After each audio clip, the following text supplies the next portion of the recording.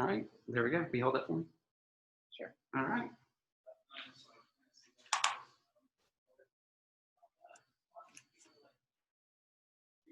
And here we go.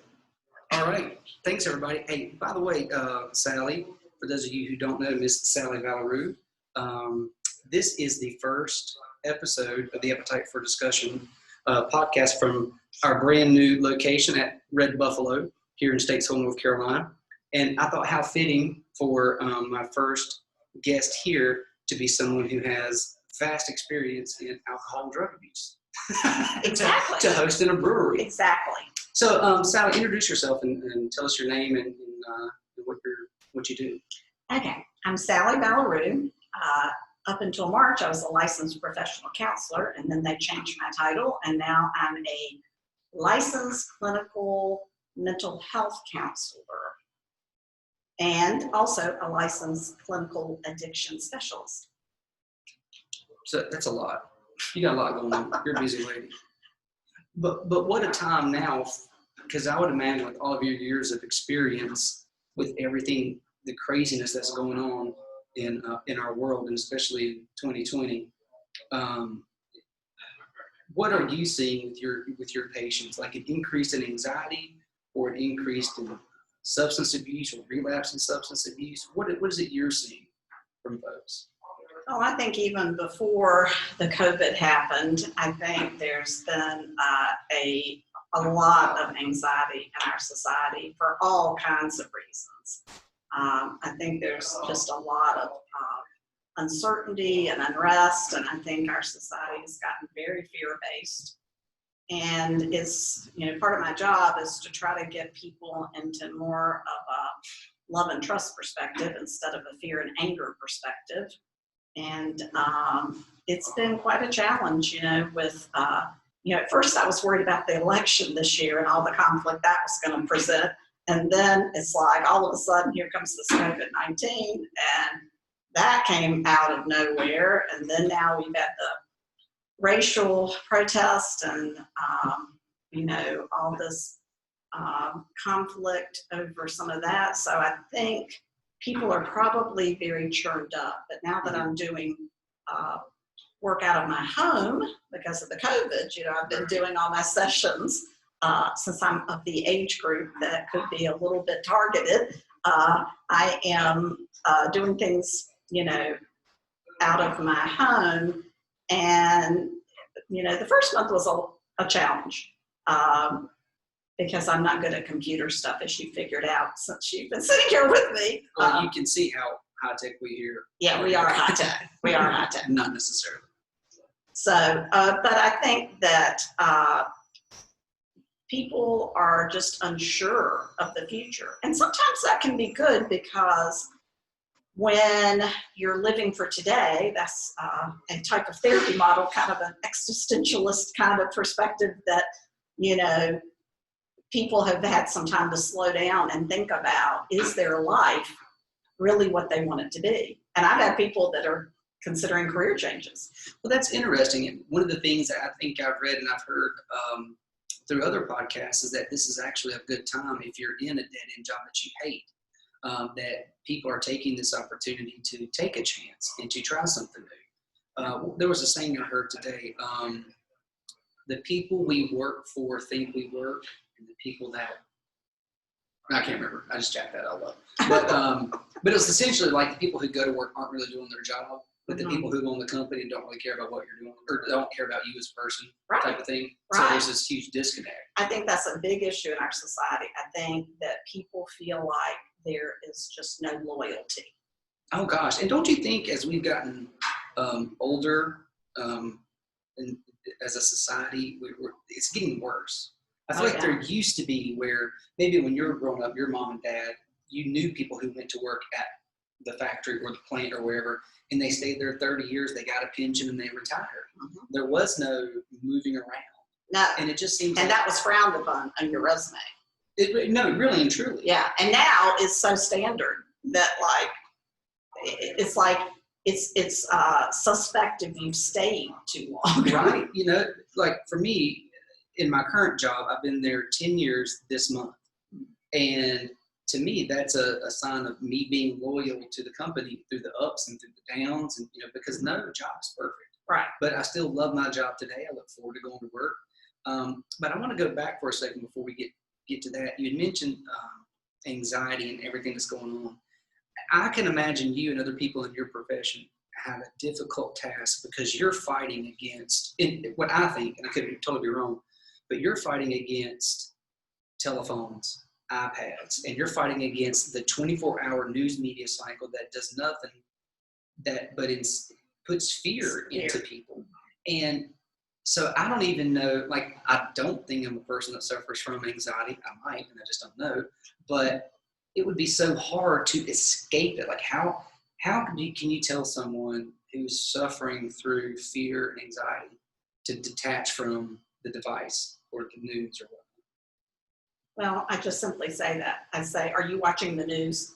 And you probably shouldn't, because, particularly depending on which channel you watch, and some people have gotten very addicted to news stations. And, I think that now, my goal always is to try to get people to live from more of a love and trust perspective and not the fear and anger perspective. Now explain that love and trust. Okay.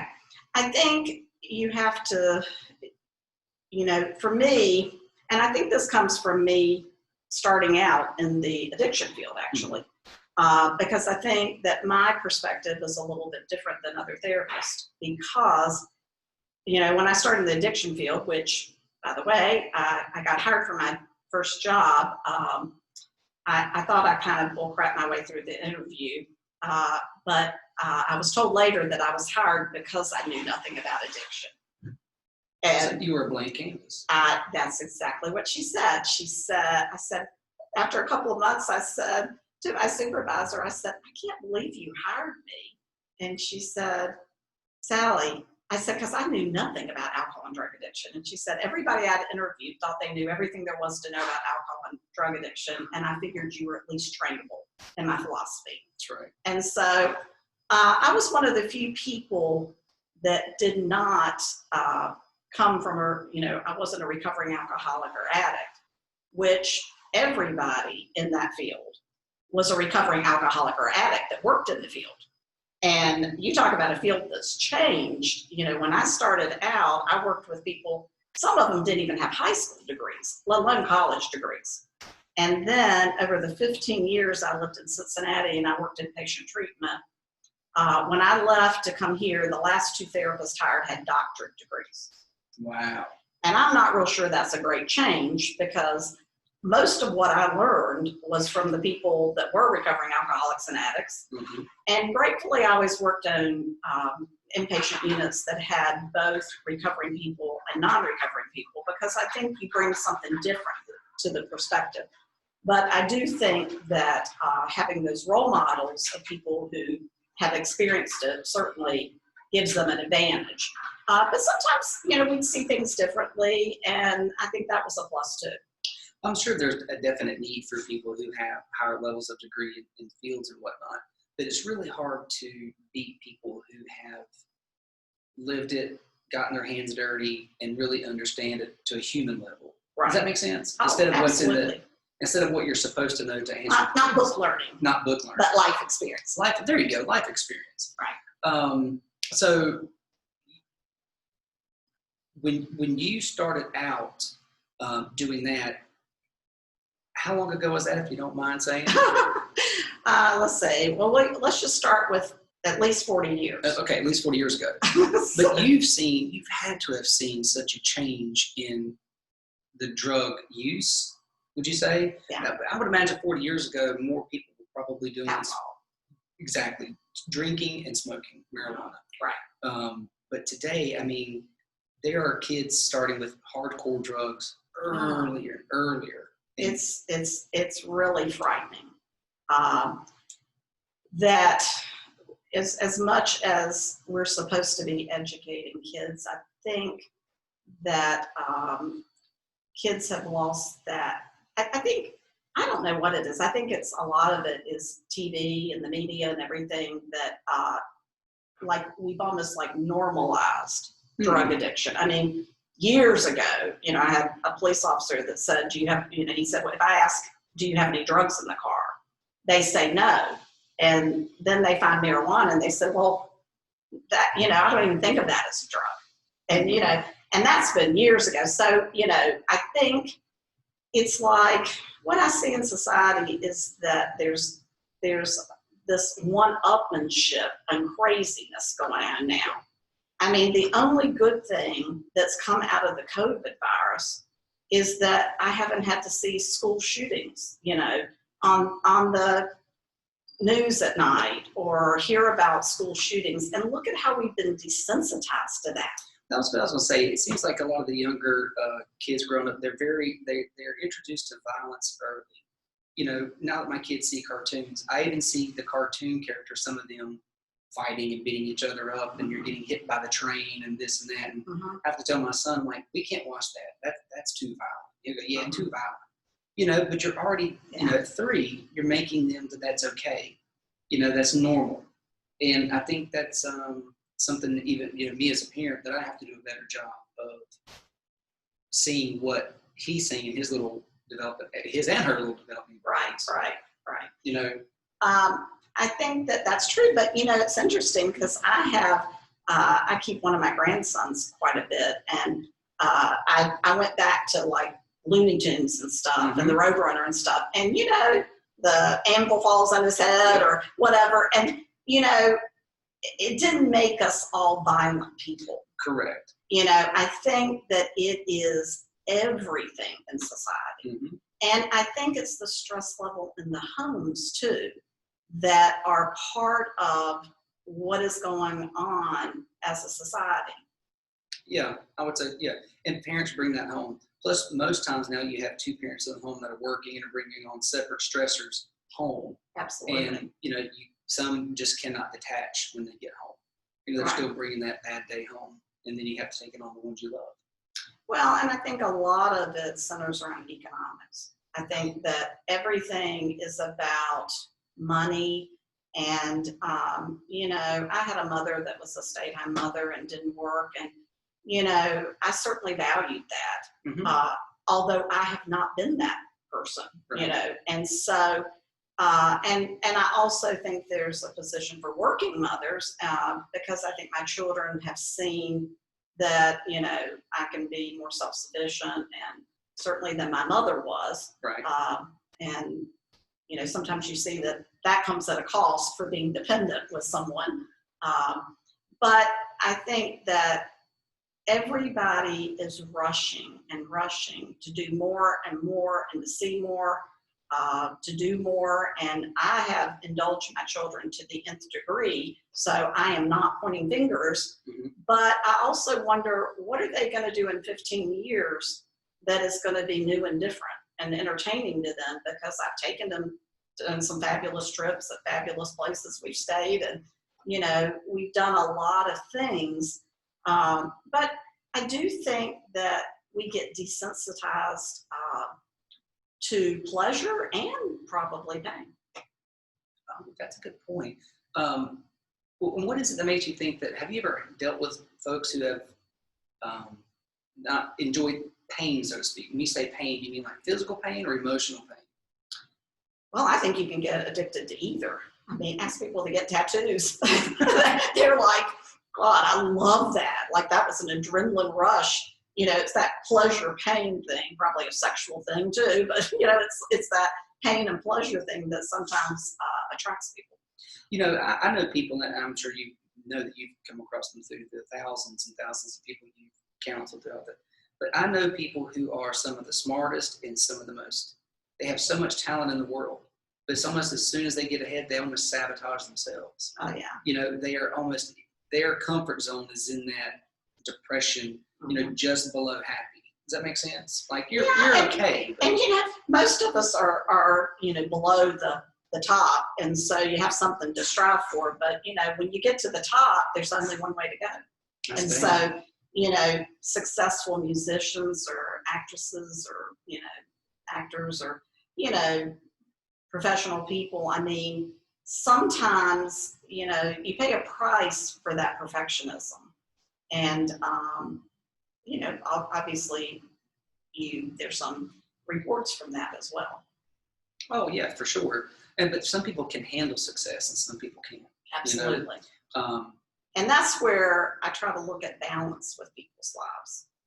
And, you know, I think there's a balance, and we all need more balance in our lives. And I think actually the COVID virus has given me probably more balance in my life in some ways, because I'm not rushing to get to work.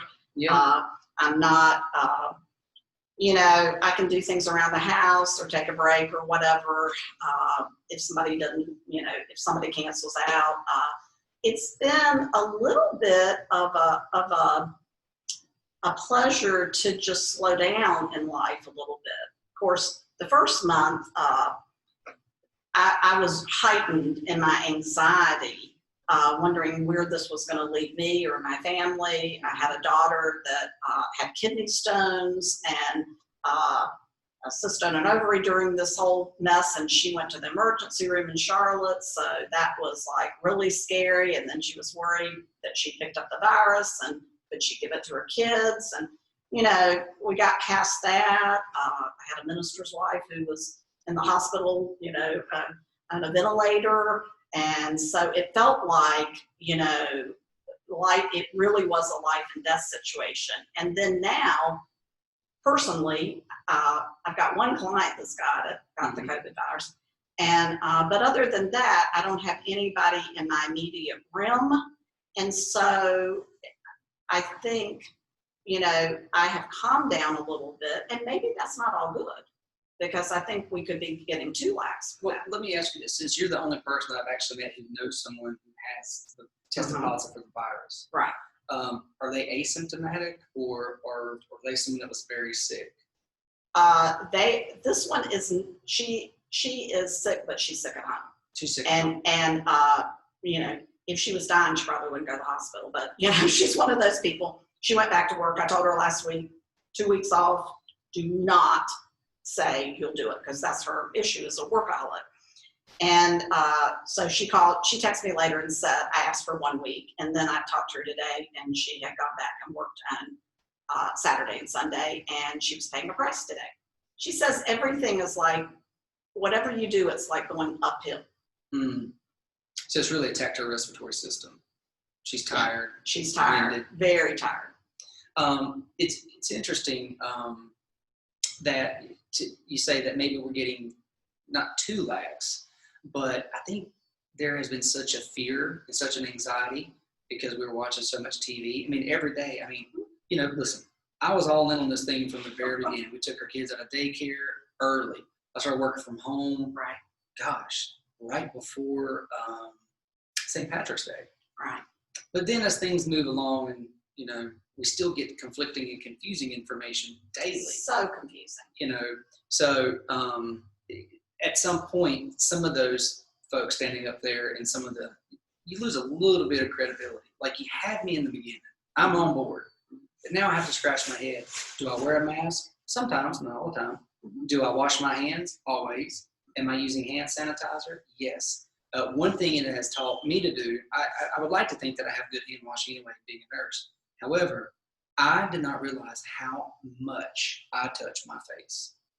Like, that is so weird, because it was funny. I thought the same thing. I thought, I don't think I ever touch my face. And then the minute, I don't know if it's because that defiant piece of us that if somebody tells us we can't do something, that we want to do it. But suddenly I'm like, my nose is itching. All the time. And it's always after you've been someplace, you know, and it's like, oh my God, I want to get home and wash my hands before I do this. Yep. And then you're doing that, you know.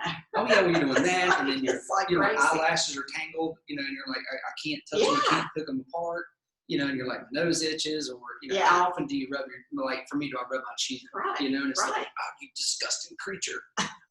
You know, but now we have our kids where they wash their hands, and now when Dempsey doesn't want to go somewhere, he says, we can't go there because coronavirus is closed, like school. Yeah, like, nobody, it's open. My daughter did a questionnaire like 9 questions with each of her kids. And then I did it with my other grandson, and the answers were so funny. I asked, I asked one of my grandchildren, I said, how do you think the coronavirus came about? And it said to get rid of the Grinch. And, it's like these great things that just come out of kids' mouths, because you think, I don't even know what I think about it. So I certainly don't know what my grandchildren think about it, because I think we're all totally confused. Well, I think a lot of people, their opinion may sway daily. There could be a day where they're super, super, nervous. And then there's other days where like, the hell with this. I'm going to go eat. I'm going to go do what I want to do. I'm not going to live in fear anymore. Right. And then that goes back to I go back to that, am I going to live from a fear perspective? But there's, fear and cautious, and just, and some people are angry because they have to change their lives. I think the stimulus check probably took some edge off of a lot of people, but I don't know that, people have lost their jobs and all of that. And, when you start taking people's income away and your job security, because the reality is nobody's got job security anymore. No one. I always say the most confused segment of today's society is probably white males, because never in the history of the country have white males not been like guaranteed a job. And it used to be, if your grandfather or great grandfather was a mediocre worker, he could work at his company as long as he didn't screw up too terribly bad. He could stay at his company for 30 or 40 years and get the gold watch. Right. Now you can be the hardest worker out there, and all of a sudden you're downsized tomorrow and you have no job. And it's like you're not rewarded for those efforts. And that is something that is new and different, particularly for white males. Right. That may have happened to minorities and it's happened to females, but white males have always had the power. And my daughter pointed out to me, she said, I said, they don't like being disempowered. And she said, no, Mom, nobody is disempowering white males. What we're trying to do in society, those of us who want societal change, a lot of us are pushing for, they just want the same equal opportunities. Sure. And they're not trying to take something. I think people look at life so differently. I think some people look at life like it's this much, it's finite. Yep. If somebody gets this much, you can only have that much. Right. And the reality is, and it's a spiritual perspective, that there's plenty for everybody. The more happy everybody is, it's like a family system. You look at our country like a family system, you could look at it that, if somebody's the scapegoat in the family or somebody's the screw up in the family, you might be the favorite of dads because you're not the screw up like your brother. But really, when your parents are gone, and someday they will be, you're not going to be real close to each other. It's you pay a price for division. Do you think that if it were everyone to have their fair share, would it curb entrepreneurship or someone who is out there to aspire to be better? Or because if you were to do the same amount of work, or someone does more work but you get all the fair share, this is just the side of the coin. Right. Would it stop innovation? Would it stop people to strive more? Would it say, well, look, I can do a little less, but I get the same amount? Do you think, from what I see, people are giving up on their efforts.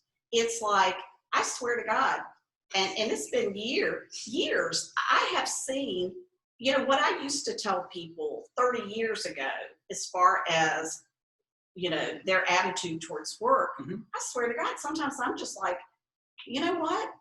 it seems like the people that do the best just really go in, do their time, and they leave, and they don't get all invested in being rewarded or being appreciated or whatever. And because I see people that try their hardest, and then, like you said, or like I said, they're downsized and their company's sold. And so all of that was for what? And I think everybody has a sense of that. Oh yeah, but I guess I mean more like in the your inventors, like your Elon Musk of the world. How would they prosper? How would they be able to become creative and innovators? I was once told that back in the 60s that the top person in a company made like 55 times what the lowest paid person in the company made. Now it's like, what, 55,000? I mean, God knows it might be more than that. It's like, I just don't like the haves and the have-nots. Yeah, I think that person cannot make that company successful without the little people working underneath them. Oh, for sure. I mean, look at Jeff Bezos. I mean, is there anybody who's reaping the benefits more right now, COVID-19, than him? Right. No, I mean, he's arguably the richest man in the world, other than other people we don't know about. Oil. Right. But I mean, let's just call it 150 or 170 billion dollars. I mean, they're saying he could easily be the first trillionaire. But you hear all that. But you hear all the reports about people working at the factory in horrible conditions and how they don't provide them the correct and proper PPE. Right. Like that was up in New York, but yet, not to mention he doesn't pay any federal tax. Amazon doesn't pay federal tax, of course, which is insane. So. How much is enough? I don't know. Is $10 million enough? Is $100 million a year enough? I don't know. What do people do with that money? I don't know. Well, it's money that I can't even fathom. When you get to the pearly gates, you know how much you get for $1 trillion? How many points you get? 0. Probably 0. I laugh with clients who are worried about money and stuff. I said, well, at least you and I don't have to worry about, the camel going through the eye of the needle, because we're not the rich person. So right. At least that won't be a strike against me to get into heaven. I don't know. I mean, I'm for capitalism. 100%, I know and to make as much as you can and do whatever. My fear is if we went to a different mentality or society that you do X, people aren't going to do more than X. For example, let's say that I believe it was in the country of Venezuela several years ago, before its collapse. The government would send you to school to become a doctor, and they paid for it. Okay, so once you went through your residency and whatnot, and you became a full physician, you had to work for the government for 10 years. And after 10 years, you could go out on your own and start your own practice. Unfortunately, at the age of 38, 40, 42 years old, it's hard to go out and start your own practice and buy your own building and start. So they kind of already had you there within the government system. So you would not go out and try. I mean, there were some that did, but it was almost their way their government's way to have, I would say control, but I guess so, of not the healthcare system, but the way that they get the physicians to do X. Mm-hmm. But, for example, I've talked to I work with physicians all the time, right. And they will tell you, if I am capped and I am told that I have to see X amount of patients, like say Medicare patients a day, right. And that number is 22, I will not see patient number 23. But I see 60 patients a day now because I have all this overhead, I have this, I have that. Mm-hmm. And it's like if patient 23 through 60 is free, what am I doing? Right. Now, again, we'd like to think that most physicians get into the physician world because they want to do well. And the overwhelming majority of them do, still right. To this day. Right. But there are those who like making money. Right, exactly. Right. So there are going to be those that once, at whatever that number is, once we see it, we're done for the day. But I think some of this, it comes down to the person. And I think if the person believes in the work ethic, they're going to do it. I think, the factory worker who has a good work ethic is going to give more than a good day's work. And I think there are other people that are going to be slackers, and it doesn't matter how much you offer them or how much incentive, and they're going to waste what they get or whatever. I think that, I believe that we have more people that have good morals and values than don't. And I think that, you can't force somebody to be a good human being and to give somebody a fair share of their time and energy. I think you have a more positive outlook. Because I look and I just see, things coming up, younger folks coming up underneath me. They graduate 4 years of school. And I mean, my gosh, I'm not that much older than them, but you make $40,000 your first year. God, 50? But now they think after the 4 years, you have to walk into a six-figure job. Oh yeah. With a degree. So yes, they have good intentions. The idea is good. Right. But if you're not making $100,000, you're not going to go get a job. Because I've literally heard people say, I'm not going to get out of bed and go work for $22 an hour. Oh yeah, I've heard Are people you say that. Yeah. shitting me? Yeah, I know. $22 an hour, and you can't get out of bed.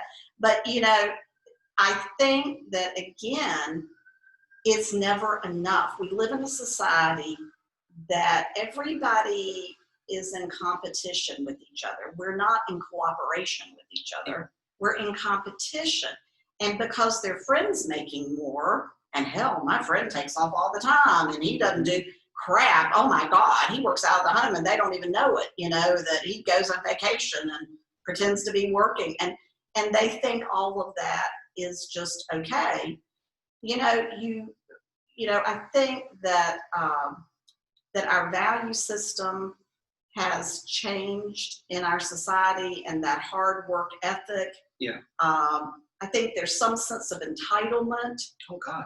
A lot of entitlement that people should do for them and help them and give to them. And, I think if everybody was a lot more grateful and more appreciative, our whole society would be vastly different. There was a story, now I'm going to really butcher this, but it was before big government started. Like the community took care of their own. Like if someone, was down and out, everyone donated, like, I'm paraphrasing, 10% of their food, helped the family along, gave them some money, took them to the doctor or whatnot. Now, people don't do that. People feel like actually, because you're my relative or you're my neighbor or you're my friend, or the government, whoever, I'm entitled to whatever service is needed. And I don't have to do anything. Well, I think that giving, people have forgotten that by giving you get. Oh yes, it's absolutely. It's a concept that I don't know because I think a lot of people in my generation were very giving to their children, to the point where we've enabled them sometimes and we don't say no on anything. And sometimes I think, a lot of my clients tell me that they feel like their children just take them for granted, expect things. Well, I was going to say, I want to ask you something that's interesting. Why is it that you think your generation enabled? What is it you think as your generation grew up that caused you to enable? Yeah, I know. I've had one of my daughters say, well, your generation is the one that screwed us up. And it's true. It's true.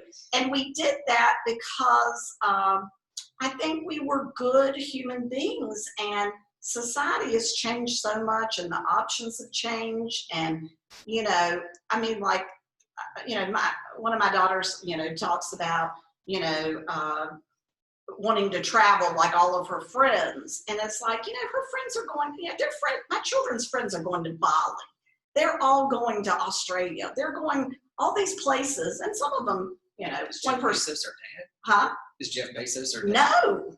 But I'm telling you that, and they post all this stuff on Instagram and they post it all on Facebook. And it looks like everybody but them has a charmed life. Facebook and social media is such a plastic mannequin. It's not real. No. Okay. No one posts their ugly, their picture. Bad. Well, not their ugly picture, but look, every family, every person has their own problems. Yes. And let's just say that the grass always looks greener. And those friends, which by the way could be dealing with some major crap that you don't even know about, probably are. And for sure. You speaking just a moment ago reminded me of a movie that we've been watching with the kids. They like it, but The Great Outdoors. And you see Chet Ripley, which is it's not John Goodman, John Candy's character. Okay, middle of the road, average dad, average family. You know, a little goofy, but he's out there with his family in the woods. There's no TV, and then the brother-in-law shows up, who's this, you know, supposed to be Wall Street slick, you know. Everything's about the Rolex and the Mercedes, and we go to Europe and all this stuff, but he's flat broke. But it goes to show there's one part in the movie to where he realizes that this guy's family values, Chet's kids look at him like a hero. Yes. And Dan Aykroyd's kid look at him like he's got three heads. Like he doesn't even connect with them. There's no connection. There's no family value there. Right. Because he has put all of his importance into monetary things. Right. And then through the movie, he learns, you know, what's important and whatnot. But I think that is so true to today. Right. You know, it's good to be normal. Oh, absolutely. You know, you don't have to go to Bali. You don't have to post everything that's great.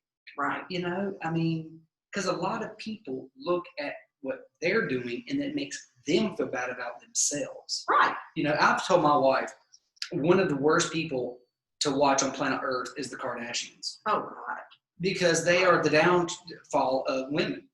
One of the downfalls of women in our society. Because you see them, that's not real. Yeah. You know, they're getting vampire facials, bees stinging their faces, and now all of their face doesn't look like it did 10 years ago. Right. You know, that is not real. We can't do that. You can't do that. Ladies today, if you're looking up to that, that's not real.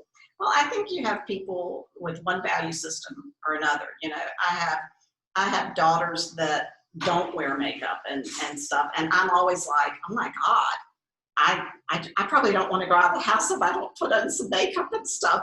And I'm thinking, I really am superficial. And, you know, because I've got white skin, you know, I put some tanning stuff, and they're just like horrified that I am that superficial, that I care. But, you know, but don't you think we're all a little superficial? We all have a little bit of vein to us. Yeah, I was going to say the vein part is what it is. But, you know, but I also have a memory of being made fun of because I had white legs. And so, you know, that kind of stuff, trauma kind of stuff sticks with us, and we try to overcome that somehow. But it's like, now I've got an option, and it isn't that stuff that turns you orange. So, right. You know, so I kind of take that. You know, it's interesting too we did an episode about bullying, anti-bullying about a year ago. And to this day, you know, you are in your early to mid 40s. And when you were picked on as a kid, it is still with you today. And you have counseled thousands of people who have talked to you about bullying, I'm sure, and how it has impacted them. But you're sitting there in a chair and some little shit bothered you about your white legs, and it still sticks with you today. You want to hear a funny story? I would love to hear a funny story. I maybe shouldn't say this publicly, but I'm not even sure if he would remember. But the person that made fun of my white legs when I went out for cheerleading and talked about people were laughing about my legs being white, has later ended up being my client. And it was like, I said to my office manager, I said, how old does this guy sound? And she said, probably around our age. And I'm like, really?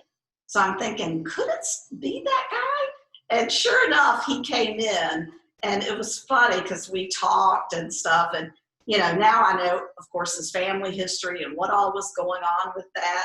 And I said, he said, well, Sally, you remember me in high school? I did not have any social skills. And I thought, ain't that the truth? I'm like, you are kidding. But you know what? That was really healing for me because, you know, he didn't mean to hurt me like that. Now, obviously, some kids are very vicious. I have a grandson that's got a syndrome, and he's had a bilateral cleft lip. And so, you know, of course he looks different, and, you know, we worry about that. But you know what?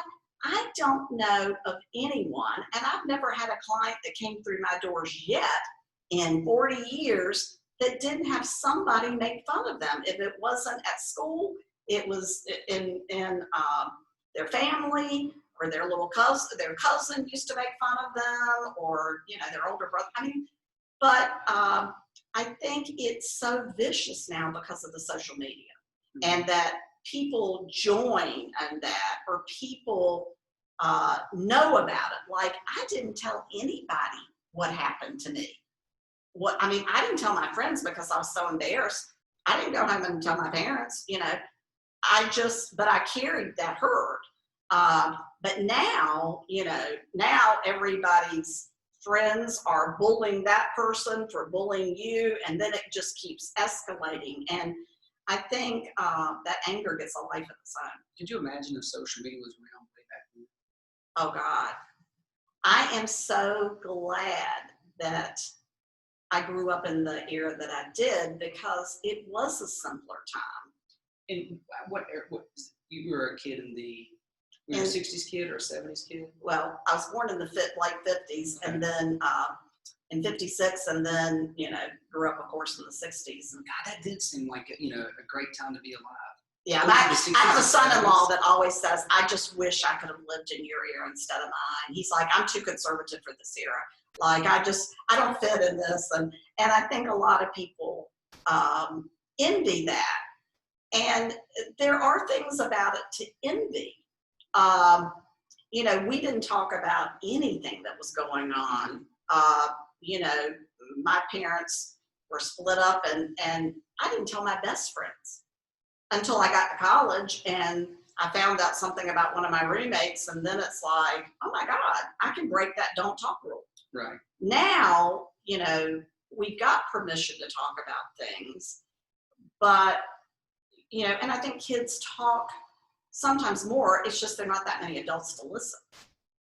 Right. That have an ounce of common sense. Yeah, or have an But ounce of your common sense. generation Yeah. too went through a lot, just like this generation is here now. I mean, you Oh, had the yeah. Vietnam War, you had a president assassinated. You had interest rate on homes is 18-20%. You had a gas shortage. My first time was 18%. Unbelievable. Yeah. So your generation went through a lot too. Yeah, but I think I don't know. I think we had more hope, and what look at the suicide in our generation. I've had more.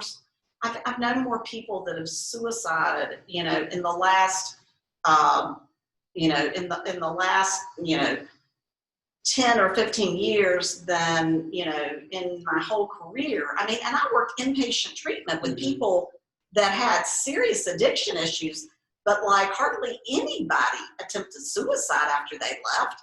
I did aftercare groups, that I saw people for years and stuff, and people weren't like, I just felt like I'm going to kill myself. Yeah. So why do you think there's been such an increase? Is it people can't handle anymore? They're not as mentally tough as they used to be? It's just an easier way out. It's actually, I don't want to say society's deemed it as being okay. I think people have normalized it. Normalized, that's what I'm thinking. I think people have normalized it. And I think that there's so many behaviors that kids now are normalizing because they've seen it on TV, because all their friends, it's like, people cutting on themselves. Yeah. Years ago, my daughter was like, God, is everybody a cutter? And I think that, if you normalize it, and now, then it moved from the females that were doing that to males that were doing it. And so now it's kind of like everybody's got these scars. And I'm not trying to, make a judgment about that. I just think the stress level in our society is just outrageous. Well, true. And I don't think it's going to get any better anytime soon, because we're also in such a politically correct culture and a cancel culture that, if you say the certain thing the wrong way, or maybe somebody takes it the wrong way. Oh, yeah. I don't know how little kids today, like raising our kids, of like what you can say, what's not going to be acceptable to say, how you can't, like how you can approach a young lady so she doesn't think that you're being too aggressive, right, or coming on to her. You're right, actually opening the door. It's hard to flirt. Well, yeah, flirt, but even just being just being a gentleman. You can open a door for some lady. Now she's like, I don't need you to open the door for me. And you're like, right. Okay. Well, I'm sorry. I come from the South. I come from the South. I'm a Southern chick. After she says that, Yeah. So I think I don't see it getting any easier, Sally. I really don't, because I think we are going to keep clamping down on what's acceptable to say, what's not acceptable to say, and you're going to get to a point to where I think people are just going to stop communicating, which I think is awful. And there's going to be more of a text message. There's going to be more of people withdrawing and not communicating like you and I are doing. Right. And it's a lost art form. And if we're not careful, we're going to completely lose it. I mean, I listen to Joe Rogan, his podcast, quite a bit. And he was talking to Elon Musk that, like, in the future, there's going to be a chip to where inserted into the brain that they're working on, that where you don't even have to verbally communicate. You can look at each other and know what you're talking about. And they don't think, Elon Musk doesn't think it's that far away. Like, that is just freaky to me. Like, well, it's beyond scary, because all we have is our individualism and our souls that are each unique and bring something to the party. And to put it into a chip in your brain, that is beyond. But what's the advantage to that? There is no advantage to that, except Elon Musk makes more money. Right. That is the advantage. When, again, going back to in the 60s, the lowest paid guy made the owner of the company made like 55 times what the lowest. You're not that far away from each other. I mean, it's not close, but it's you can still see the other person. Oh, sure. But, we had Christmas parties that weren't focused on just having an excuse to party.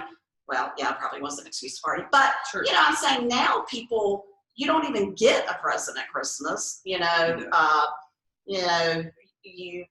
don't get to know our neighbors. When you said we all chipped in and people chipped in and helped that family, you don't even know your family. And I'm the world's worst. I'm so busy with work and stuff that I try to cram everything in Monday through Thursday, so that I usually take Fridays off and spend that with my grandchildren or friends or something. But I'm so busy that I don't see my neighbor. Like the other day, I saw my neighbor and she was telling me how she and her mother had gone on a trip to Israel. And I'm like, oh my God, this is really sad that she was right there. I would never know that she was gone. I mean, it's really sad, all the changes she updated me on. And our driveways are beside each other. So I'm not pointing the finger at other people, because I think we're all just keeping our nose above water. Yep. And a lot of that comes from expectations of ourselves and other people and finances. Oh, for sure. But we can never have enough. We can never have enough, but I think it's important too for people to unplug and get out of nature and go walk and spend time with your family and get away from, like me, I'm sitting here telling people not to, get away from the machine, but I need them to have the machine to listen to what we're talking about. Exactly. So, and you're talking to somebody that's on the phone now, doing these sessions on the phone, for 10 hours a day or 6 hours a day or 8 hours a day, and trying to change stations to calm down. I mean, I'm like, I used to ask my mother, what did people do before TV? And she said, we visited. And I'm thinking, what would you talk about each time if you went over and over? I catch up with my friends, once a month or, once every few weeks or whatever, and there's stuff to talk about. But if I saw people every week, and I remember we went to my grandmother's every week, and I listened to grown-ups talk, and I don't know what they talked about because I tuned out. But they were probably in there baking something, making something. It wasn't just probably conversation. They were probably working together. Because I can remember going to my grandma's, and we would be over there visiting, but mom's helping in the kitchen cooking. We're and you're talking as you cook. Right. It's a less formal setting. One thing I did want to talk to you about too before I forget was during all of this lockdown, stay at home, the increase of suicide rate, and people who are relapsing on drugs or turning to drugs. Interestingly, this just came out from the Drug Alcohol Coalition of Iredell County, and it said, I'm just going to paraphrase it right here. It should concern all of us that Iredell County has experienced a nearly 200% increase in opioid overdose in the last 2 months compared to the first 2 months of 2020. This is a local statistic based on Iredell County EMS encounters and does not include incidents where law enforcement, firefighters, blah, blah, blah, blah, blah. But people should check that out. That was one of the biggest reasons I wanted you to come on to the show. And if anybody wants to check that, I said www.iredellfreenews.com, is because I cannot imagine, Sallie and I know each other professionally, is that right? Because, I mean, you've helped me through some stuff, especially with grieving and whatnot, and I've lost some family members to mental health and drug abuse. I cannot imagine today, if I had a drug addiction, how I would be managing, number one, losing my job, or about to lose my job. Right. I can't leave the home. I'm isolated. All I would want to do is probably turn to drugs. Right. And if there's anyone out there listening to this who is maybe fighting that right now, what's one piece of advice that you could give them to help? Well, you have to reach out to somebody that you trust or you respect and admit that you've got a problem and that you need help. Because there are plenty of support systems out there if you will use it. Even during this COVID virus and stuff, when AA meetings, I think, stopped meeting, I think some of them are starting to meet again.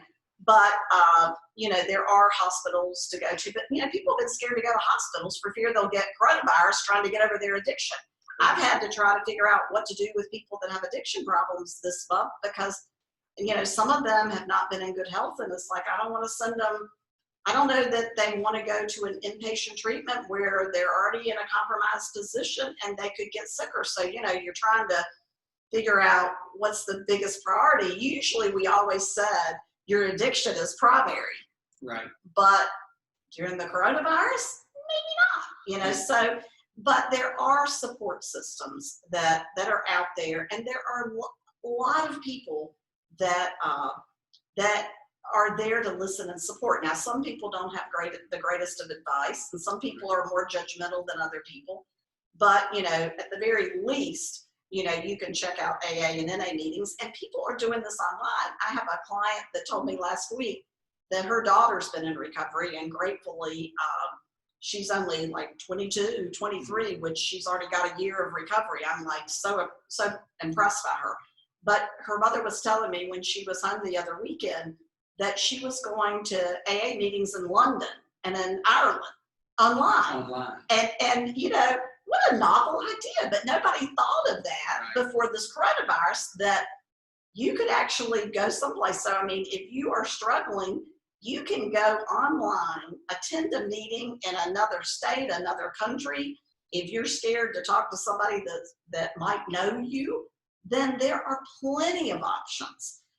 And talk to your doctor so that you know how to get off what you're on safely, whether you need to go to a detox center. We do have a crisis center here that you can go to for 7 days that's behind Signal Hill, off Signal Hill Drive. There are places that, you can go, even it doesn't have to be for a long period, but the first part of recovery, the way people get sick is the first thing that happens in addiction. And this is the part I was trying to say in the beginning, that I'm grateful that I started in the addiction field, because they were they were the only field, I think, that really talked about all four components of the person: physical, mental, emotional, and spiritual. And, psychology didn't touch on spiritual. Right. And spiritual doesn't necessarily mean religion to me. I think there are probably very spiritually unhealthy people that attend church, and probably spiritually healthy people that don't. And I think that, we address all of that. And so what got me in the field is I didn't know anything. But what kept me in the field of addiction is I love the warmth, the support, the acceptance. When you say society's changed, when I first got in the field and people would say at a party, Sally, what do you do for a living? And I'd say, I work with alcoholics and drug addicts. And they'd say, oh my God, isn't that depressing? Now, 40 years, 30 years later, people say, oh my God, my cousin just got out of rehab last week and, they're doing so much better. Or, my sister is in recovery and she's been sober for 10 years. And, yes, there's more drug addiction, but there is more conversation about it. I just hope that, we don't normalize getting to addiction. And, but how you get sick is usually first to go is your spiritual health. And I call that attitude, the I don't give a crap attitude. It may be you change going to church or not or whatever, but you just lose a sense of meaning and purpose. And then it affects you emotionally. Either you're using something, taking a drink to tell somebody what you think, or you're using a drug to keep your mouth shut. It could be one or the other. Then if you keep bathing your brain in alcohol and drugs, it affects you mentally. And the last thing to go is physical. And by the time you're shaking in the morning, a 5-year-old can diagnose it. I try to get people, and I try to help other people, get people in those earlier stages before their liver shot or before their pancreas is messed up or before they can't sleep at night without a drink or whatever. And so how you get well is the first thing you do is stabilize physically. And sometimes you need a detox or medications or an antidepressant or something. When I first started in the field, you did not use anything. I mean, AA was hardcore, is you don't use anything. And over the years, we've realized that some people, and I think brain chemistry has changed over the years, and I think people have a lot more anxiety. So sometimes they do need something to help that. And then, by virtue of getting the alcohol or drugs out of your brain, you start to not make so many, impulsive, irrational decisions. And so, it starts to get better. And then in therapy, I help people to figure out better coping skills with their emotions rather than just reach for a drink or a drug. And then last of all is your spiritual health. And I used to always tell people, it can take up to 2 years to get your spiritual health where you want it. And you're talking about people who have low impulse control. Mm-hmm. So asking people to put off, really feeling great about their life for 2 years is hard. But, how many people really feel great about their lives? I can imagine that people are being honest, many. Because there's some aspect where they feel like they're not given enough, they could do better. And you fall into that whole anxious, I'm not doing enough, I'm competing with myself or my neighbor or whatnot. Right, absolutely. So many rabbit holes, Sally. What I say is that my job, I always said my job is better than a heart surgeon's job. It's not valued as much, and it certainly doesn't pay the same. Right.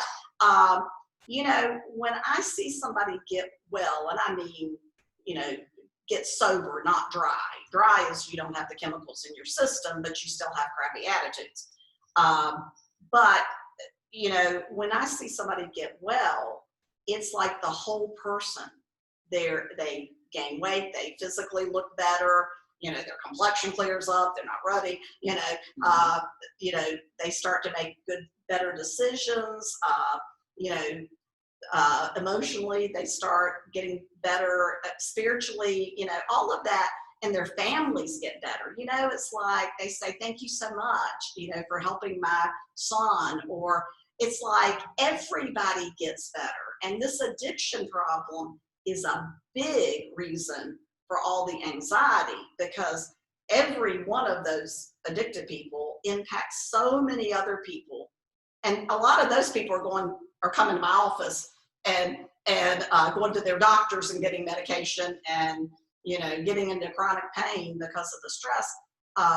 So if we could get those people, and we used to always do interventions. I don't know how much people do interventions anymore. I've never asked really to do interventions with people, but that's something we used to do a long time ago.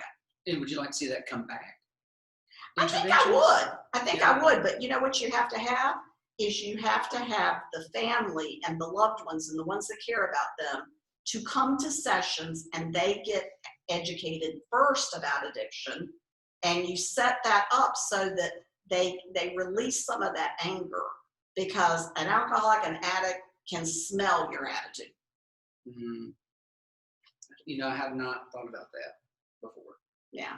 You talk to an alcoholic or an addict, and then they're in the emergency room, and they can smell the healthcare person's attitude. Oh yeah, that's easy. Yeah. It's very easy for folks to get labeled. Yeah, and you being in the nursing profession, you know that. Very easy. And but the sad thing is, we call it a disease, but we don't treat it as such. We call it, out of one side of our mouth, we'll say, oh yeah, it's definitely a disease, but they do it to themselves. Yeah. Well, is it a disease or is it not? And somebody who's been sober for 10 years and then relapses on drugs, and they come to the emergency room, and it's like, some places, I'm certainly not categorizing. I think most healthcare people are compassionate and understanding, but they are probably judged a lot more than the person who relapsed with their diabetes regularly. Oh, for sure. Because we all realize, we like sweets and we like fats and we like, all the things you're not supposed to do ourselves. One thing taking care of folks who had drug and alcohol problems when I was at the hospital emergency department, and even some of the homeless folks, was I think I was fortunate enough to realize that we were all, including myself, one bad decision away from being that patient. Mm-hmm. So I think if people put that in perspective, oh yeah, you're one bad decision away from being, in a bad situation that you normally look down the nose at some folks. Oh, they're an alcoholic. Oh, they're an addict. Oh, well, they chose to do X, Y, and Z. But we are all one bad decision away. Well, a lot of people get into it because they have a pain issue to begin with. And then they still think they're on the couch because of the pain issue, but they're on the couch because of their addiction issue. Mm-hmm. And once you get that pattern in your mind and you're terrified of migraine headaches, it's like, oh God, I've got it, I'm starting to get a little something, so I'm going to take it anyway. And it's a lot of people that I see that have addiction problems, particularly pain pills, obviously, that's what you just described. A lot of it is, people start out with legitimate pain issues. Mm-hmm. Oh no, for sure. And then, but the drugs, the opioids, are so addictive. Oh, terrible. And that's something that needs to be addressed anyway. And I wonder, if once, maybe a few years down the road, with CBD and stuff like that, without the THC, if it can help alleviate these pain symptoms and even anxiety. I have a really good friend who suffered from, an incurable cancer, and he takes CBD that doesn't have the THC because it helps with anxiety. It helps when he has to go for an MRI scan. Right. And he says sometimes, it's inevitable. He can't, his demise is going to happen. Right. So he has anxiety, and so he takes it at night to help him sleep. Well, I think, because he doesn't want to take Xanax. He doesn't want to take anything. Something that makes him less lucid. Well, he says it just makes him feel like a zombie and he can't function. He's like, I don't want to do that. Right. You don't want to sleep away the rest of your life, whatever it is. Right. He wants to enjoy what he can, but there are times where he's a little dizzy. Right. Can't sleep. He has anxiety issues, so it helps with him. Right. Even nausea. Yeah, and I think that there has to be some rational thought to problems. I just think sometimes now we just don't have rational thought to problems. With all this stuff this week, with the protest and all that stuff, I'm thinking with what happened, it was so awful. And, anybody who's got any kind of soul could not look at what happened and not think, oh my God, how did that happen? Wouldn't you say that though? I haven't heard anyone not agree with that. Yeah, I don't think anybody 100% does. across the board. That's the one thing probably our country has been on board with, is that that was awful. Wrong. It was wrong. It was murder. Well, what I was thinking that is, I'm like, everybody is talking about it, but I just didn't understand why there wasn't anybody presenting a solution. Like, maybe I'm different than everybody, and I don't watch TV all day long and watch the newscast. So maybe somebody did say this, and I just don't know it. But I couldn't understand why the Minneapolis Police Department did not start out saying the first thing we're going to do is pull every police officer's file that has been reported for this. If this guy was reported 17 times, somebody told me, I'm like, how is it that he still has contact with people? I mean, like, can't you put him in a desk job at the very least if he's, near retirement or something? I mean, you don't keep those people out there, but I didn't understand why nobody comes up with a rational solution like, well, the first thing we're going to do is review this. And I think every police department in America needs to relook at those things and look at least starting with that, somebody who's already been reported, because we just learned from that situation that the correct thing was not done. Right. The other thing, people have been fighting for the police cams, right? Right. And so those are our thing where it's going to keep police officers in check. I don't think accountable. Police cams, accountable has been released, but for the folks who, let's say that you got X amount of infractions or complaints against you, say you get a desk job. Well, there are some people out there who may not be telling the truth. Yeah. But if you have recording, exactly, you'll know that what's said is not correct. So it's one of those things to where it can actually be very helpful to law enforcement to show maybe they did do something right. Because like you said, and like everybody believes, I take my hat off to the police officers and what they do.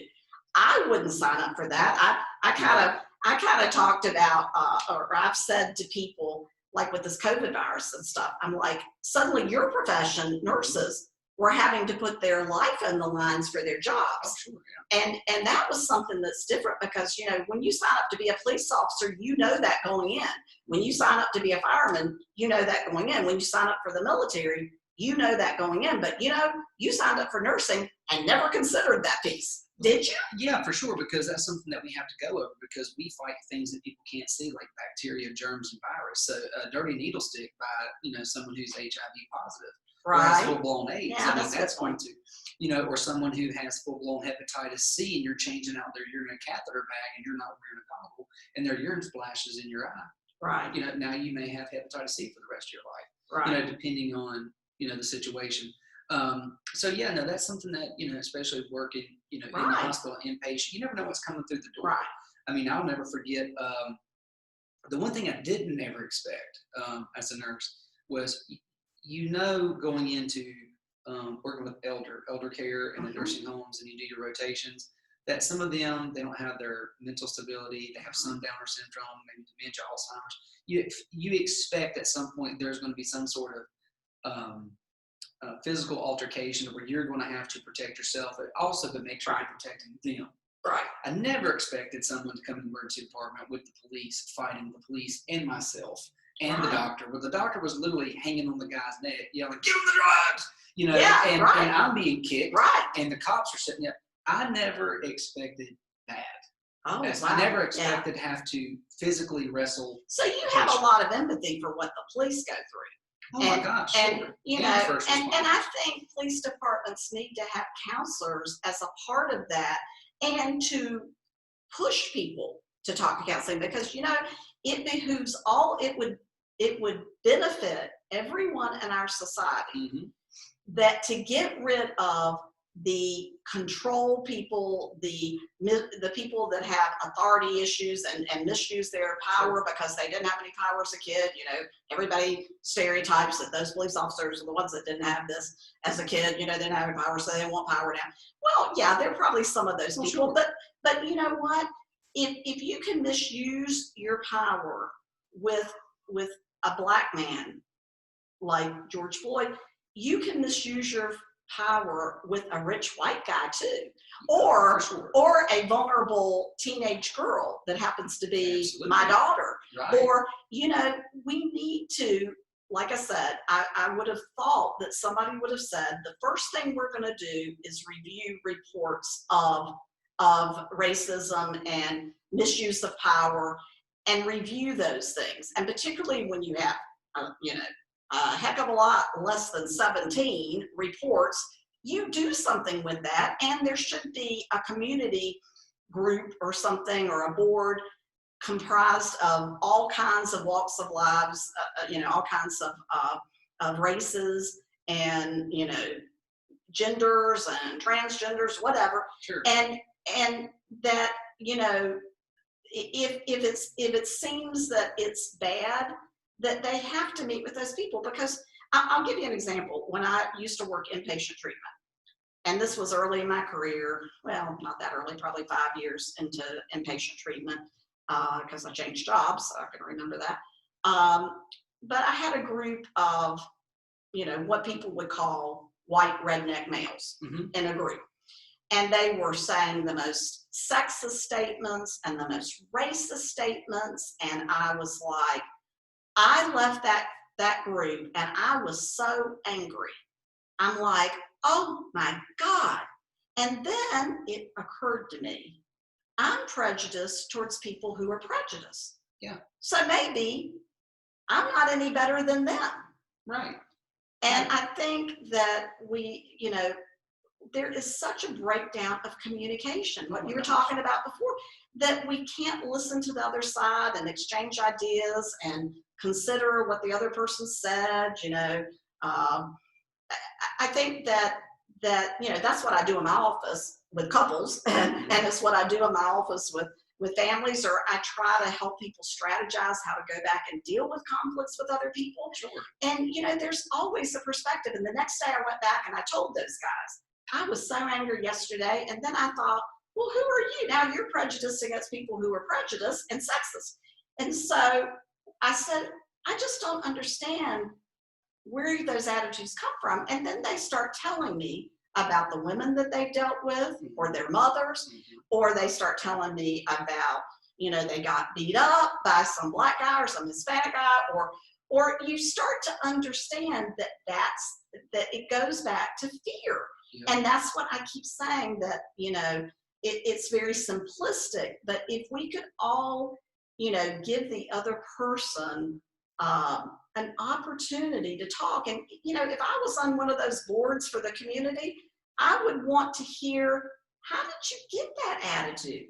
Why are you so scared of people like this? Mm-hmm. And a lot of it is not familiarity. There's no familiarity. Like, I probably couldn't read body language as well with an Asian person as I can with you and I. Right. And I probably don't read it as well, maybe with Black people. It's not that I'm intentionally trying to, or people misinterpret other races and what looking down means, or, what staring at somebody means, or what talking loud or soft means. And you have to have a lot of diversity training going on for police officers, because they are held to a higher standard. Sure. Well, also, I don't want people to, because it's easy to get lost and caught up in the moment of everything that's going on. But it's not just people who abuse power or in law enforcement. How quickly we forget about, Harvey Weinstein. That's someone who used his power over young ladies. Jeffrey Epstein, Matt Lauer. I mean, we see men, and even physicians, who use their power over their patients and or people who work underneath. So it's what we're seeing today and what's going on right now, but it is in all walks of life. It's the boss. Right. It's the boss who makes the sexist comment to someone in the break room. It's the CEO who says something to the female. Unfortunately, this is really something bad for males, but there's not a lot of women that hit on. But think about this. Guys. Well, actually, if you work in a hospital, that's not true. This was something that I didn't think about until I was in my mid to late 30s, because I was living back in Statesville after living in Cincinnati for 15 years, and I'd moved back, and they had something on the radio, and it was talking about the women's suffrage movement. Mm-hmm. Do you realize it's been 100 years since it was 1920 that the Women's Suffrage Act was, and I don't even know that I knew that date. But when they said, yeah, how many years it had been, I thought, wait a minute, my great aunt out in the nursing home lived when women couldn't vote. And then it hit me today. I was reviewing that in case it came up. And I thought, you did homework. Yeah, I did. Homework I thought, if I make this point, I need to know. And I realized, wait a minute, my mother was 4 years old when that happened. And I was a late in life baby, which is why I look so, young, right? Absolutely. Yeah. But anyway, but my mother was 4 years old when that act was passed. And something that I discovered this past January, I was staying with my sister who had a bad back, and we were talking about family and stuff. And I started looking up on the internet, and I looked up my great grandmother, and I realized my great grandmother, who I'm named after, Sallie with the IE, that she was alive during the Civil War. And I had, she died when I was 4. Right. I had hugged her, and I'm like, what? That only occurred to me this year. So when we look at all these societal changes, And that's only 2 generations ago. Yes. And we don't even stop and think about that. Like, it never dawned on me, because my mother said, that I couldn't, when I was first born, and that my grandmothers could not vote until they were up in age. And I'm like, that is astounding to me. And we think that, societal changes happen quickly. Right. But if you think about the 1960s, I saw someone at the march this past weekend that I went to, and it was somebody that she was one of the first people that was integrated into my classroom when I was in 3rd grade. She was one of the first ones that got integrated. I had 2 Black people in my class. Right. And I told her, I said, can you believe that we've come no further than we have in all these years? And she said, I know, it's crazy, isn't it? But I think that, again, we just don't stop to get to know people. But think about this. We've only been a country for 250 years. Yeah. That is amazing. So that's a really tiny fragment of time in the whole span of time. How long, if you look back in the Romans, right? Right. So if you look, and I'm going to try to give us a little bit of credit, in 250 years, look at how far we have come. Right. Okay. So think about this. When I was a kid, growing up, interracial relationships were a no-no. Oh, God. Okay. Yeah. Now, most people don't blink an eye. There's still going to be some. Right. Okay. But racism is never going to go away 100%. Never. No. Okay. No. I remember still growing up as a kid, if you were gay or homosexual, that was a big deal. Right. Now still, I would say most of people don't care as much. And so they don't care as much.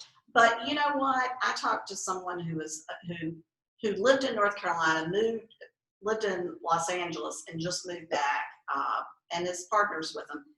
And we were talking a week or so ago, and he was saying, I have so much empathy for those people because, for Blacks and for minorities, because I got beat up a lot as a kid just because I was gay. Sure. And if you've never had power misused against you, and when I say the most confused segment of society is white males, right? I look at white males and I have some empathy for them. Well, it's not going to get any better. Well, I have empathy for them, despite all the jokes I make or whatever. I do have some empathy for them because I look at them and they're confused. They have the anger now that I had at watching my mother, who was, relegated to a lesser position than my father. And a lot of the women who, she didn't have a job, so she couldn't support herself. So she bowed down, to my father, and maybe she did that by choice, because some people do. But she lived to please my father, and she lived to watch everybody's iced tea glass at the table. And my mother said one time, I have 3 sisters, and we all had somebody at the table for Thanksgiving, and afterwards, she said, I just could not believe that not one of you noticed your man's iced tea glass was empty. Not one of you. And I'm like, boy, times have changed. yeah. But you know what? Part of what I became is because I didn't want to be like my mother. Yeah. And you know, that's not, you know, there's a lot about my mother I wish I had kept.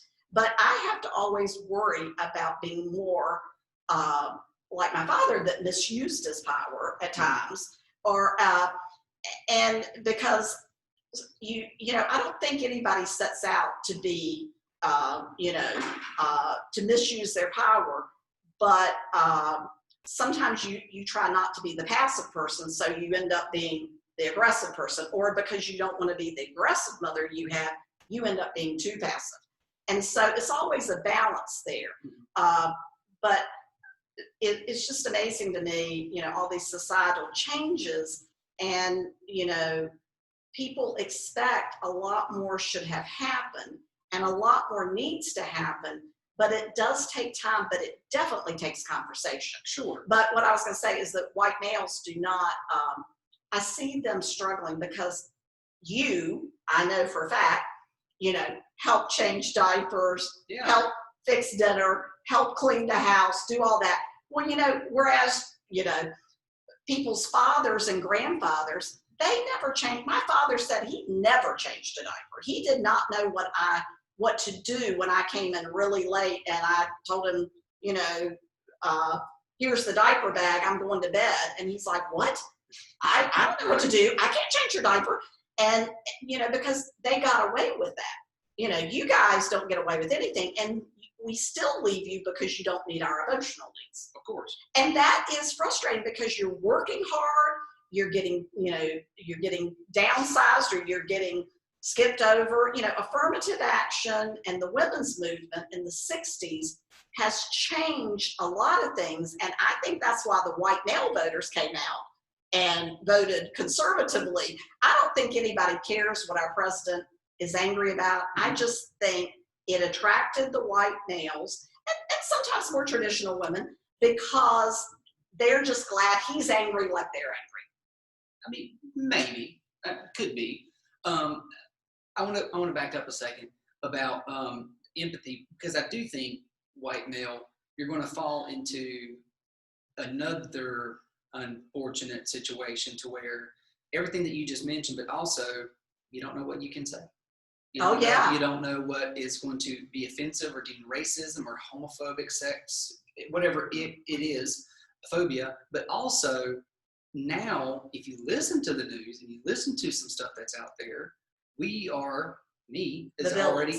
the devil. Yeah, you're the villain. I'm the villain. Yeah. So now you have all that stuff that you just mentioned that's changing, and then you have what's happening currently. So could it be that if we're not careful as a society, maybe not today, maybe not in 10, but 20, 30, 40 years, the paradigm changes. So white guy maybe becomes oppressed and is the minority or whatnot. So everything that was fought for that was wrong, folks who are now in power or in control are doing what they fought against for years. Now they're doing it. Well, it's, you know, I would venture to say, and, you know, people of my age category and my friends would probably say, I can't believe you said that. But, you know, I think that some of our anger that we've directed towards men has been for our mothers and grandmothers and great-grandmothers who didn't have a voice. So we maybe overstated. Yeah. And I think that, you know, you guys, you know, have, you know, are dealing with some of that. But we had to get our voices. And, you know, that's what I see happening, you know, this past weekend, you know, with blacks getting their voices. And obviously nobody thinks it's great that you're burning down buildings of people that are innocent. I mean, two wrongs do not make a right. But people are frustrated that they're not heard each time this happens. And so they, you know, if you minimize an issue, I'm going to maximize it. Of course. Right. If you maximize an issue, I'm going to minimize it. But wouldn't you say that it's a bit unfair to my generation, or maybe, well, I guess white guys younger than me, right, that are, I guess, having to what is it called? The sins of our fathers. You know, Yeah, we would have done any of those I know. things. You know, we do now change the diaper. We do now. Yes, you do. You know, maybe our wife is the breadwinner. Right. You know, and you know, maybe we're all not racist, but yet now we're still the bad guy. Yeah. You know, it's like, what the hell did I do? You Yeah, know, I go know. to work every day. I try to do good for my kids. I try to do good for my community. I try to help Well, out. and I think we should have more conversation about the men that are doing it well. And, you know, I'll give it to you. I don't always give it to the men, but, you know, sometimes y'all do it really well. And you know, and I think just like we want to be appreciated, and we wanted our mothers and grandmothers and great-grandmothers to be appreciated, you know, you guys want to be appreciated, we want to be appreciated. And there's always two perspectives. And, you know, they're either two winners or two losers in any kind of relationship. And in our society, they're going to be two winners. Again, there's plenty for everybody. You know, it's not like the world has resources of love and wealth that's only this big. And if you get this half, I can only get that half. That is that competitive thought. That is, to me, some of the capitalistic kind of stuff.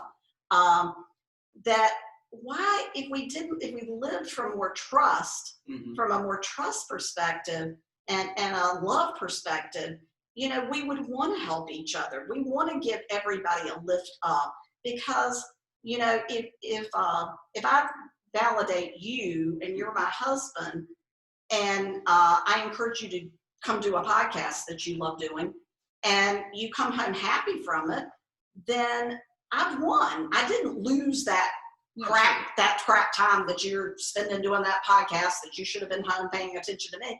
You know, you can benefit from that. I think yes, but I think overall we're human beings, and we are. There are alphas that are out there, and they're going to be the ones who want to be a leader. They're going to want power. Right. So I understand what you're saying, and I think it sounds good. Yeah. In a perfect world. Right. But it's just. I mean, like what sane person would want to be, you know, a politician now? I mean, like, I don't know if any sane person. I mean, honestly, if I would never. There was a point in time where I thought maybe I would try something, not, you know, on more of a local level, not a chance. Well, yeah, no. And if I was a celebrity or a sports figure, and if someone stuck a microphone into my face and asked me a question, I would not answer it. You know, I think Marshawn Lynch, who used to play for the Seattle Seahawks, he would sit there, and this was during the Super Bowl. You know, they had a big press conference day. They asked him a question, and literally this was his answer: "I'm here so I don't get fined." Because if you didn't show up, you got fined. Right. So what can you twist about that? What can, you know, other than he's here because he's not going to get fined? Right. Like, you know, Drew Brees came out this weekend and said what he had to say about, you know, he didn't agree with kneeling for the flag. His grandfather's fought in World War II. Who knows what's going to happen? They're saying he may not be the starter now. Yeah. He just has this nice lucrative job already when he retires for, I think, Sunday Night Football or Monday Night Football or whatever. But that could be gone because he made he gave his opinion. Right. And why he feels a certain way. So there's no way, man. If I was a celebrity, you're not getting shit from me. Well, I was worried about coming in here and saying the wrong thing. So you know I'm not going to go out into politics, because I would definitely but I think sabotage myself. Well, here's the thing too. I think me growing up as a kid, I was always told there's two things you don't talk about, and that's religion and politics. Well, then how the hell are you going to learn from someone else? Because if you have a difference of opinion on religion and or politics. So have the difficult conversation, have the uneasy conversation. Right. And I think if you go into it trying to be open-minded and not win, I'm not trying to win. You know, I would like for you to see my point of view. Maybe you could understand it. I am open to hearing your point of view and to understand it. But I think there's too many people out there today who want to win. You know? Absolutely. It's tribal. My tribe is better than your tribe because A, B, C, and D. That we have, I have one son-in-law who's more conservative, and he's always the catalyst for lots of conflict because, you know, he doesn't agree with, most of us are pretty liberal, well, very liberal. Some of us are extremely liberal. But I was having this conversation with my daughter, and one of my daughters, not his wife, you know, I sat back the other night when we were talking about some of this racial stuff, and oh my God, my daughter, you know, worked at NB Mills here. And that's where into elementary school. Yeah, me too. And really? Yes, I did. All 3 of my daughters graduated from Indian Mills, and myself. So I planted a tree over there when the last one left. But because I loved Indian Mills. But she worked over there, and that's a very disadvantaged population, and God, the points that she made, and she's more conservative than my other 2 daughters and myself. But she made better points than I just let her go. But she doesn't make it screaming, and Right. she gets caught in between one of my daughters and her husband, because they'll get into screaming matches and they never hear anything. Right. But I talk to my son-in-law, and I'm amazed that sometimes he'll say, that's a good point, Sallie. And he doesn't always say that. Sometimes he says something totally different than that. True. But I told my other daughter, I said, you screaming at him does not get the message across. That is a breakdown of communication, is what causes wars. Oh, yes. It's what causes, all the social problems we're having in our country, is that if we could all come to the table and try to learn. Last night, my oldest daughter lives in Charlotte, and she's in a political group thing, and she was connected to a Black woman, and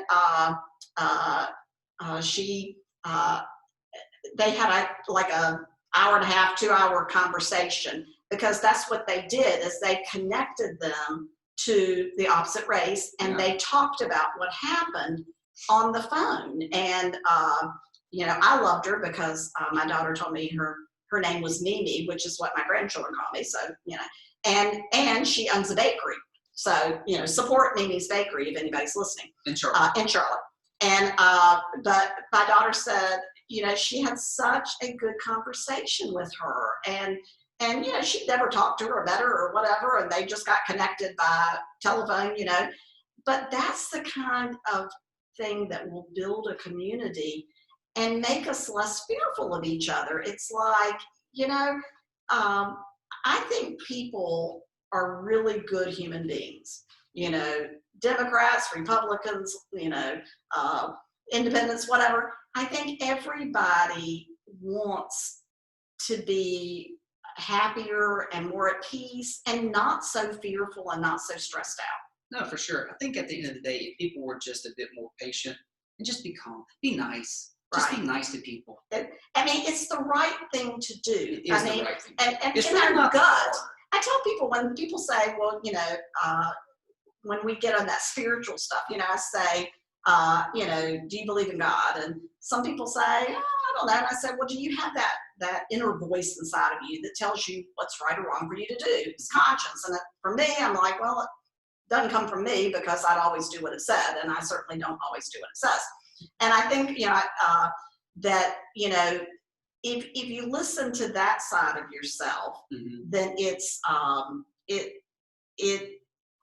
it doesn't always bring you peace, but it's more peaceful than if you listen to the fear and anger perspective, which is it brings more conflict. Right. And some of these things, it's hard to know which voice you're listening to. Is this my ego trying to help this person? Because sometimes I say, did you help that person because you wanted to, or did you help that person because you were scared to say no, which might be your ego? And so I always say, on the healthy side, it's kind of love and trust based, and on the other side, it's kind of it's ego, self-will, the big I, and the other is inner voice, higher power, whatever. And I said, sometimes we don't even know which one we're listening to. Did I do this for the right reasons or the wrong reasons? Because, we all have that ego, and we want to look like a nice person, even if we're not. We want people to think we're a nice person. Right. And but sometimes that gut level, that inner voice that most people have, that good people have, which, I've worked 40 years in mental health. I've worked with crack addicts. I've worked with, all kinds of people. I don't meet bad people. It's it's just crazy. I'm like, people say, well, there's so many bad people in the world. I just don't need them. If you have an individual conversation with people, you find out that they're just really scared and they're angry because they don't understand something. Absolutely. And that's where we have to start. And, but some of these situations, like, what happened, in Minneapolis, I mean, there is a right answer. It's kind of like, I was laughing, Saturday, I was in my bed and my grandson had spent the night, and he and his mother get up like at daybreak and 6 a.m., which is not my time. And so he comes into my room at like 7, and he said, he comes in, and I hear him coming in, and I said, I motioned for him. I got my eyes closed. I motioned for him. I said, come on and get in bed with us, Everest. And so he climbs up in bed, and he says, he says, Mimi, do you want to get up and hang with me? And he says, he puts out his fist, 2 fists, and he says, this one is yes, and that one is no. And I start to reach for the no, and he puts it behind his back, and he said, this is the right answer. And I said, you're right, Everest, it is the right answer. Even though I'm tired, I stayed up till 1:30, it is the right answer to get up and hang with you. How can you not? And I think that, everybody who, is religious or whatever, I mean, someone told me a long time ago, the only commandment that Jesus gave for people who are Christian, obviously we have lots of other religions and stuff, but was love thy neighbor as thyself. And they didn't say unless they're black or unless they're gay or unless they're Mexican or unless they're, a lesbian female. I mean, it's love thy neighbor as thyself. It's pretty simple. It's simple. We complicate it with all these justifications of all this stuff. But if we just live by that principle, life would be so much better for everybody. But there's so many people out there that love the conflict. Oh, yeah. In the media especially. They're never going to let it go. My husband, my children's father who died, he said to me one time, he said, he's like, that concept of heaven, sitting on clouds and everybody being nice. He said, personally, I like a little conflict. I said, we've noticed. Trust me. We've noticed. Yeah, I could be wrong, but could you imagine if we all got along in the country and there was no conflict? Oh, God, the media would be so screwed. What would they talk about? They'd have to actually report on something nice. Well, that's why I watch Good Morning America, because they always they get the headline news, and then they have nice stories and heartwarming stories. Mm-hmm. And I don't watch any of those news stations that churn people up. And I suggest that all of America stops looking at those things. That was one of my biggest accomplishments, is I have a friend that died back in February, and she had gotten so angry. And it was just hard for me to talk to her. And I finally said, Kim, it is hard for me to talk to you since you've been watching this particular news station, which you probably know which one I'm talking about. And so God bless her. She ended up in the hospital. She ended up in a nursing home. I went to see her, and she said, I want to thank you for what you advised me. And I said, what are you talking about? This was months later. And she said, I stopped watching that news. And she said, Sal, I feel so much better. Oh, yeah. And I said, if I've done nothing else on this planet, the fact that I got one person to stop watching a news station that feeds all this anger and division. This division in our country is scary. And I hope that with the election, I hope we can get past it. It's going to be traumatic. Everybody's going to be riled up. I don't see it going great either way. No, to be honest. No, it's not going to go great. And it's going to cause, whoever gets elected is going to cause even more anxiety, And if you have anxiety, you can come see Sally. That's true. That's true. Keep that in your hat. So, how can someone who needs help, how can they get in touch with you? Well, they can call me at 704-881-1961, and you don't even have to be luckily anymore because I'm doing these video sessions, and so I see people online now, or FaceTime people or whatever. I've done a lot of creative things, and I also do a therapy group that I've done for over 20 years, and that's one of the things that I am most proud of, is that almost becomes a replication of a family system for a lot of people. I've done it over, like I said, 21 years. And we have had, you can't even imagine the stuff that happens in that group with healing. One person, this doesn't identify anybody, but I once had somebody who had just gotten out of prison after 12 years of being in prison, a Black man, and sorry, and he got out of prison after 12 years and came to see me, and he had such a good attitude. I threw him in the Thursday night group. He actually had a leftover DWI that he had to get signed off on, and he had really, he was an incredible person. And he came to my group, and then later I had another guy that had gotten into some addiction to narcotics and stuff, and he was in the group, and all of a sudden he introduces himself, and he's talking, and the other guy, the Black man, he said, wait a minute, I think you were my arresting officer.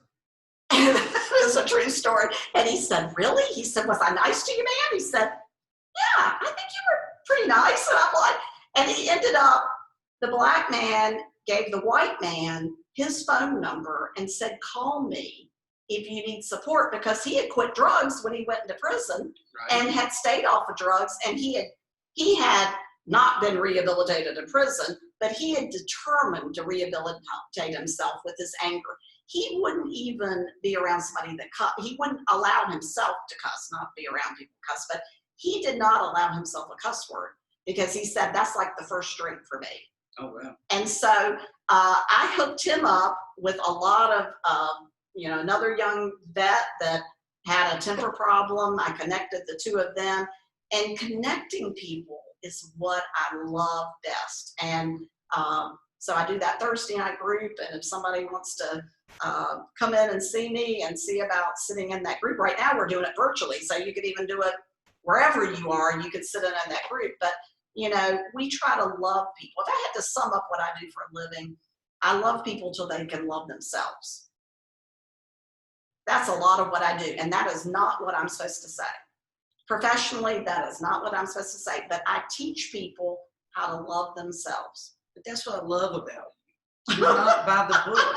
I don't do anything by the book. But you're unorthodox, but your system and how you do it works because you relate to people, and you care about people, and that you want people to love themselves. It comes through. And to love each other. And to love each other. And my Thursday night group is like a really healthy system, a family system. And, when you haven't had a really good family system, I try to be, if I'm the parent, everybody calls me Mother Sallie, but, if I'm the parent of the group, I try to make sure everybody plays nice. And, I hope in the election that we get a healthy parent that encourages everybody to play nice, because that's what we all probably have wanted, at least at some point in our life, to be treated fairly within your family, to be heard, to be valued, mm-hmm. to be accepted for your differences. And that's what I try to do in the Thursday night group.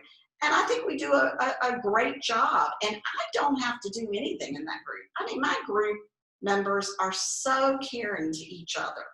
And some of them have been in, I've got one person that's been in there for over 20 years. And she left for 10 years and moved to Georgia, and she's just recently come back, and she and her husband have joined us some. And, but, everybody needs support. Mm-hmm. And that's, you can't even imagine the survivors that you meet in my group. And they're an inspiration to me. I am the, you can call me a giver, but I'm really a getter from everything people give back to me. Speaking of support group, before we wrap this up, I want to say this earlier. but Brad Borders from Purple Heart Homes came on my show a few months ago, and he has a reboot program that he's running for police, fire, EMS who have post-traumatic stress or just dealing with anxiety and whatnot. Right. So I can only imagine this is probably a really good time for any of those that are, in law enforcement going through a stressful situation. If they can go to and take advantage of the reboot program and let some of that anxiety, let some of that steam off. Because I imagine if you are a law officer, you're going through it. Oh, that's one of the things that I'm so angry about, when people misuse their power. And, the guy that did it, the people that watched, although I heard today one of them had only been in the force for four days, and I can imagine how you get called up in or being out there for 4 days. I mean, can you imagine being on the force for 4 days and then you're going to prison for murder? Yeah.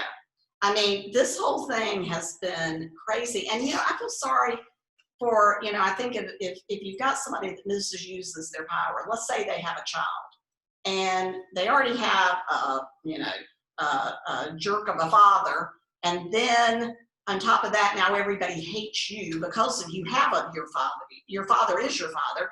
I mean, you talk about a double whammy, and I don't even know if any of them have kids. I've just thought about that in my mind. But, law enforcement people, our society is so stressful. I don't imagine that they don't crack up, because, they see a lot of the worst, and they're, somebody has to help them. So, I think we need more counselors employed by police departments. And I think that we need, that people have to regularly check in that are out there in the streets and just talk about whatever. I could be wrong, but I think attorneys have to do it once a year, have to spend X amount of hours in a counseling or therapy for themselves. I could be wrong. I totally could have made that up. Really? But I don't think you might have made that up. I've never had an attorney, but maybe they just don't like me. Because But Sallie, I enjoyed it. Would you come back? Of course I would. Oh, I love it. I can't say no to you. I love you so much. I love you so much. Thank you so much for coming on. And everybody, thanks for tuning in. And we'll see you guys again soon. And as always, listen, laugh, and learn. Thanks. Hold that. And I'm going to run over there and hit that button.